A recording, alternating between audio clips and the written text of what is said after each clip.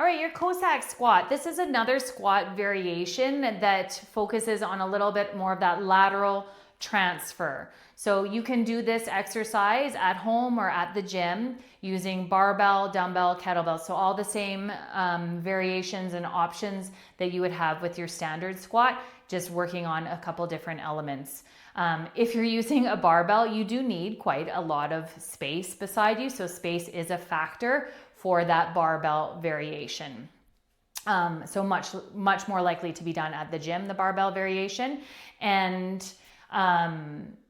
the holds that you can do with dumbbells, kettlebells, you can go from your goblet style hold. You can have a contralateral kind of grip, so passing from one arm to the other in terms of having that opposite side working, okay?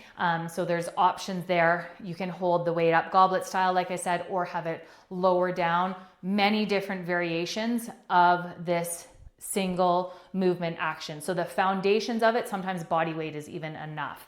You are going to set yourself up with a wide stance. I would say go no wider than your feet kind of lined up underneath your wrist joint. Wider than that tends to just be too tippy, too unbalanced, okay? Toes tend to point forward. You could have a little bit of an angle out, but mostly pointed forward. You can progress this exercise just by working on your range of motion, so going down a little bit deeper. So the pure Cossack squat, we want to make sure that our hips set back evenly. We're not twisting into it.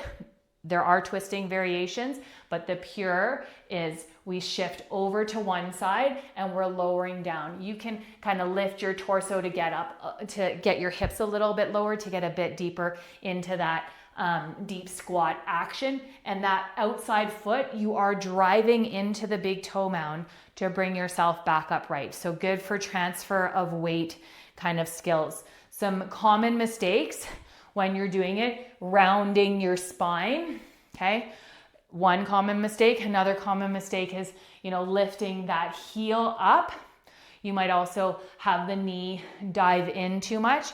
So we want to think of plugging your sit bones straight back.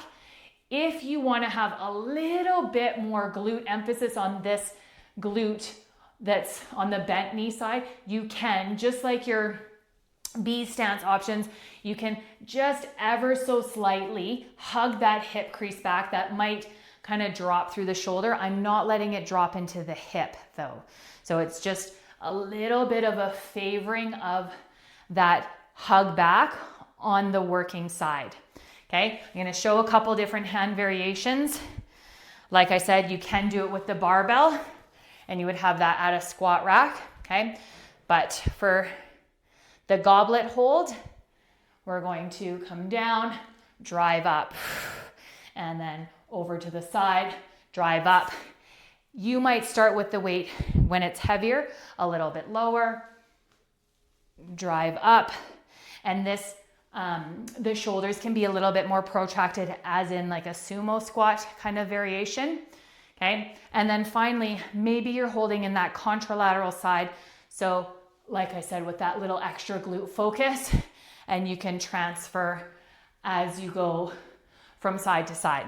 Sometimes we do all one side, all the other. Sometimes it's alternating. And I love this exercise because a lot of strength does happen in that sagittal plane, so that front to back motion, but life happens in multiple planes, and the Cossack squat develops strength, mobility, control, laterally, which helps to maintain movement options that support balance, support adaptability, support confidence in movement as you age. And it's a reminder that resilience comes from having more than one way to do things.